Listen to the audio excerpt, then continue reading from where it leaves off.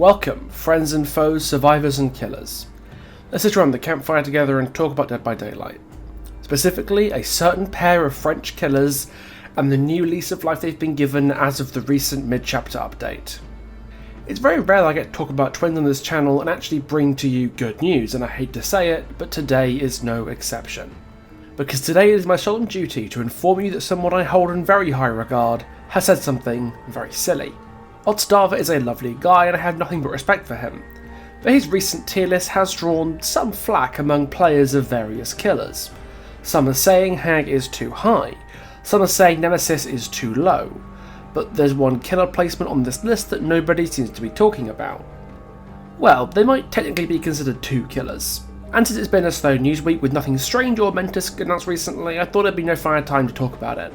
I'm going to dispense with all pretensions here. Twins are not B+ tier. And my issue isn't specifically about this exact placement in this exact tier list, but more of a statement on the general community's perception of the twins as being a significantly weaker killer than they actually are. Because, as this video title would suggest, twins are the best killer you're not playing right now. If we were to use the same tier list system that Otts used, I would put twins as the 6th best killer in Dead by Daylight as of 671. Behind Spirit, Blight, Nurse, Artist and Wesker in that order. Have to hand it to Patrick, the twins finally are a higher Mar monster. It only took a year after he said that for his prophecy to come true.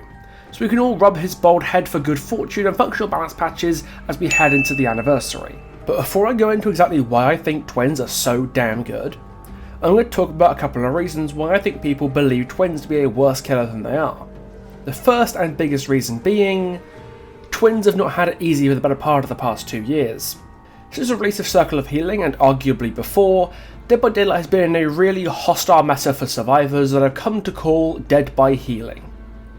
This meta was defined by extremely fast and consistent healing speeds, often healing yourself, so survivors could stay healthy basically as much as they wanted to, without compromising gen pressure, because the faster they could heal, the more time they and their teammates could spend on generators. This affected almost every killer quite badly, but twins were affected more than most. Given that Victor is not particularly great against healthy survivors, but absurdly thin against those who are already injured, and can snowball highly aggressively off several members of a team being injured at once. Medkits have always been strong, so its arguable healing has always been a thorn in their side, but it was the release of Circle of Healing that really caused an issue for them that never really went away, despite the many attempts to nerf the perk. Circle of Healing kinda did everything twins struggled with. It let survivors gain free time efficiency by self-healing, largely removed the need for survivors to stick together to reset, which twins thrived on. It made group resets virtually instant, and it even increased pickup speed on slugs. All of this was a perk that you'd see in every single match, where one person bringing it could give the benefit to everybody on their team. Against a lot of teams, correct use of Circle of Healing could single-handedly ruin your match because you just didn't have the time efficiency against healthy survivors that you needed to win. Especially if this was during the start of the perk's lifespan, where it was 100% bonus speed and Shattered Hope didn't exist. The arrival of Exponential and the rework to Dead Hard that came later didn't really help things for twins either, since that was just even more stuff that you had to worry about and that made twins often very frustrating to play. If this tier list was made maybe 9 months ago, I think I'd agree with Otts' placement of twins. They were about the same, if not a little worse than Pinhead, which is fine but kind of a shadow of what they used to be. But we're not in Kansas anymore. The healing meta has well and truly been taken out back and shot. Circle of Healing no longer allows self-healing, and doesn't affect medkits, and medkits got nerfed on top of that. Something that was arguably needed even before Circle came out, and just made them even better. Any meta in which healing is difficult, twins will thrive. I don't think people really understand yet just how much of a game changer the Tool to Torment mid-chapter update was for the twins. First of all, medkits are much weaker than they've ever been before. Gone are the days of stacked medkits that give you 3 13-second self-heals, or 2 8-second self-heals, or whatever sort of insane shit they could do before. Not only are weaker medkits just a good thing for any killer who relies on injured survivors in general, but they're especially good when you consider how Mangle works in relation to healing speeds. The more jacked up healing speed is the bonuses, the worse Mangle's healing debuff becomes. For a while now, Mangle has sucked as a status effect, because healing speeds were jacked up so high that you're dedicating a perk or add-on slot, of which you have a total of 6, to increase healing times by only a couple of seconds. This significantly restricted what anti-healing perks could be effectively ran. to the point that most Twins players would run forced penance to break survivors and force them to stay injured because you simply had no solution to survivors magically regenerating health states beyond just flat disallowing healing. But with Medkits nerfed and Circle's speed boost not applying to Medkit heals anymore, Mangled has become a status effect that's actually worth the slot again. And despite not having a Mangled add-on, Twins benefit massively from this. Stonks and Sloppy Butcher and Gift of Pain have skyrocketed, and Twins absolutely love both those perks. Sloppy can be applied easily, and Gift of Pain punishes survivors who do manage a reset, something that Twins require you to do, with a pretty chunky gen speed debuff. These come with the added benefit of Hemorrhage, which not only makes bloodshedding more frequent, which is great news for Victor since he uses blood pools to track survivors, but also regresses players' healing progression if you interrupt them before they finish the heal. Twins excel at this, since they're in two places at once, and Victor moves at the speed of sound. Latch onto a healthy survivor who's healing an injured, hemorrhaging teammate will cause the injured player's heal to regress significantly by the time Victor is removed, often with Sloppy regressing it entirely. The other big upside Mangled has for Twins is the fact that Mangled, unlike Broken, affects the speed at which slugs get picked up. Broken does not affect slug survivors at all, but Mangled slowing the pickup speed of down survivors is a godsend for Twins since it lets Charlotte confirm pickups on down survivors who are a longer way away from her than you would otherwise.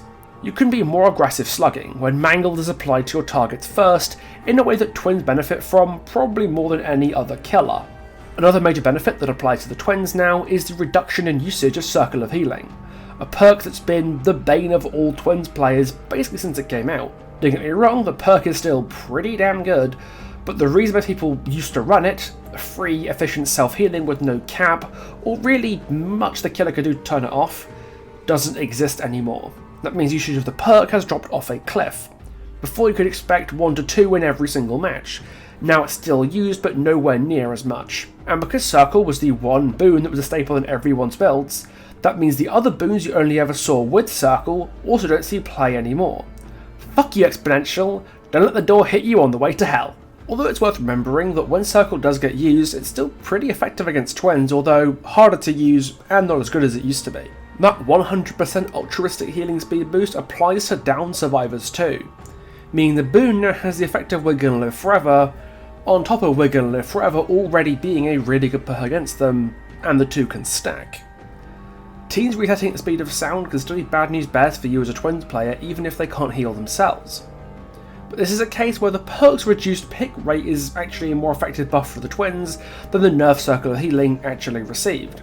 The reduction in healing speeds and the obliteration of self-healing allowed Twins to recoup a lot of the time efficiency they've lost over the years as pushed recovery perks and bizarre nerfs eroded their ability to apply the pressure this killer lives and dies on. As injuries become a greater consequence for survivors, latching onto a healthy survivor with Victor becomes more valuable and slugging can be done much more aggressively. But how does this translate into them being the 6th best killer in the game? Well, the difference between them and the other killers who are positively affected by the healing changes, i.e. Oni and the hit and run killers, is that Twins are highly consistent with incredible chase combined with good utility and crucially aren't reliant on either the old drag kick perks nor on survivors being dogshit to win on tough maps. Oni, a killer many, including myself from the past, have considered to be better than the Twins, is the perfect point of comparison. You put Oni on Gideon, or Garden of Joy, or some other map where struggle to get that first hit against survivors who play it safe, and he'll really have an uphill battle because survivors will deny you your power for so long that by the time you have it, the game is effectively over. Twins do not have that catastrophic fail case. If the survivor is comp dropping, you latch on with Victor and you piss off to go and do something else. Sure, you're a no power M1 for that time, but at that point, it's a 3v1. Because one person's busy babysitting Victor while Charlotte eats pallets. It's like Oni's early game, but one person just isn't doing gens while you're getting your power. And sure, occasionally solo Q Andys let Oni get his first hit at 5 gens and his power on less than a minute. But if they're that sloppy at getting M1 by an Oni, they're going to get the same treatment from Twins too. So you've got a fairly similar best case scenario to Oni with a much better worst case scenario. Not to mention against injured survivors, Victor is even more lethal, even more consistently than Oni's Blood Fury is. And it's not like I'm saying Oni is a bad killer either, he's really not. He just isn't as consistently good as a Twins who can play well, because now that getting injured by a killer actually has consequences, twins are very punishing of mistakes. They're more consistent than Oni or Plague, since they rely neither on lenient tile RNG nor on favourable fountain RNG to effectively use their power, and don't have the map issues Hunter of Destiny can have. The only reason that I put them below Wesker is that sometimes niche but horrid builds can stop you from playing the game wholesale. Flip-flop power struggle dicks on twins as hard as ever, Wigan Live Forever is now a super soul guard on top of the pickup speed it already gave, and even background player can kind of dick on twins now, because they give players the time and space to set up saves with background player. But these are relatively niche builds that you won't see in too many matches. What you'll be contending with a lot more frequently are the bugs. Victor still slides off or phases through survivors from time to time, sometimes you'll just die on random bits of floor, and Victor still has a seizure anytime you go near a slope or a flight of stairs. And while these are irritating when they happen, most of the really game-breaking bugs twins have had lately have gotten fixed, so even in that regard they're not quite as bad as they used to be. Still wish they were better though. So we've gone over the current gameplay environment for Dead by Daylight and why it's so favourable for the twins. What builds and playstyles can you employ to get the most out of this? If you're going to pick up twins today, what build should you try out?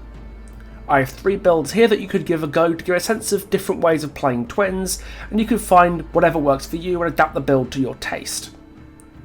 First of all, here's my current twins build that I've been using since 6.7.0 and I've been finding great success with. Eruption, Sloppy Butcher, No Way Out, and Terminus. I'm a big fan of the resilience and dependability of this build. Eruption is a nice mixture of slowdown and information that Victor can trigger when he downs someone even if he can't see the aura. Just hear the scream and Victor can head right on over through down to Survivor. And Sloppy goes without saying, apply Mangled and Hemorrhage with Charlotte's M1s immediately and continuously throughout the match, buys you so much time efficiency, and the increased bleeding is a nice touch for Victor too. But the spice in this build kicks in when the gens are done. I've noticed a massive tick of survivors running adrenaline in my lobbies, and the combo of No Way Out and Terminus is a real kick in the teeth of players greeting the last generator. Maybe they let a teammate die on hook to force the last one through. Maybe they didn't heal when they were proving the last gen so they could get their adrenaline off. With this build, the game really kicks off when the last gen is completed, because suddenly twins get rewarded for being greedy in a way that they don't often get to be. Adrenaline ceases to be a problem at this point, unbreakables and medkit charges are likely going to be used up by now, and survivors are pushed into the map as you start to get downs on broken teammates because they have to get pickups since they just can't work on the gates and leave. If you think the last gen is about to go, prioritise injuries ahead of downs if you're working with this build, and you get paid off massively when that No Way Out triggers and Victor can really go to town. Terminus might be the most underrated killer perk in the game right now, and if you run this build, you will see why. Of course, there are several alternatives that you can run if endgame perks aren't your speed, or if you just don't have them, so I've got a couple of alternatives together as well. This is a build that twins players started to pick up during the bad old days of Circle of Healing and leverages gen blocker perks together with Forced Penance to make an effective and consistent proxy camping build. Deadlock, Deadman Switch, Discordance and Forced Penance. Twins are a killer that works amazingly with Deadman Switch. When you hook someone, head out of the radius with Charlotte, stops you from switching, and send Victor to whichever generator you need protected. He's so fast that survivors will have to get off the gen very quickly, even if you attach. And this allows you to block distant generators while camping a survivor with Charlotte. Force Penance becomes your anti-healing option in this build, because you regularly force 1-for-1s when someone comes to trade hooks, meaning you can break one person and chase the other to split pressure while preventing healing, or tunneling if you like, to your heart's content. This kind of build was big during Circle dominance because Force Penance does not give a shit about Circle, and reads at times were too fast to effectively slug. Against good and well prepared teams, it was kind of the only thing you could do. But it was very good, and is even better now. Discordant is a handy perk to have for this build I find because it benefits both parts of the build. Disrupting a stacked gem with Deadman Switch lets you block a generator for multiple people at once. And if you find a gen multiple people stacked on it and one is injured, attaching Victor to the healthy one can inflict Force Penance since it'll count as a protection hit, getting you a cheeky soupçon of broken and keeping your pressure high even when the survivor gets rid of Victor. The third build is a bit goofy, but it's one I've had a soft spot for lately. It's a Scourge hook build that leverages another highly underrated anti-healing perk, Scourge Hook Gift of Pain. The build uses Pain Resonance, Gift of Pain, Monstrous Shrine and Agitation to get the Scourges more consistently. The combo of Pain Res and Gift of Pain gives some surprisingly solid slowdown and anti-healing together, and Monstrous Shrine, effectively doubling the number of Scourge on the map by giving you 4 in the basement, gives the build some nice consistency. Plus the bonus hook stage progression can be nice if you start slugging while someone's on hook, and survivors end up panicking. Having someone drop a stage when they didn't expect to because of Monstrous Shrine can be a real game changer and a spanner in the works that causes survivor teams to really stumble when it happens. The twins right now are probably the best spot they've ever been in, with the recent survivor perk and medkit nerfs benefiting them massively alongside the sheer power of the No Way Out Terminus combo, giving them a whole new way to deny healing and snowball in the endgame.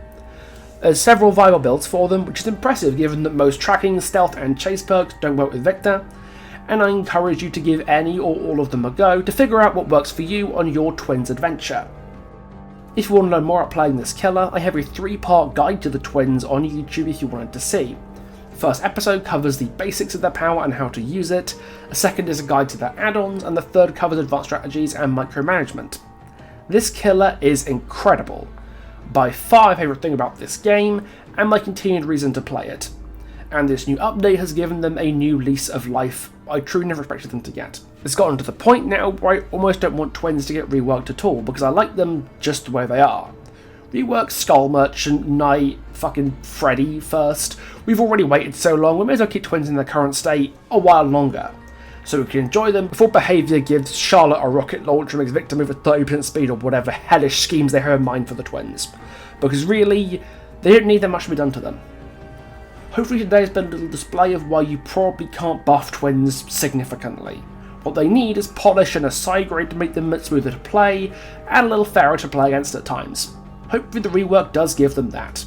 And I've also made a video detailing my ideal rework for the twins. But you know what? If twins stay the way they are a little longer, trust me when I say, I'm okay with that.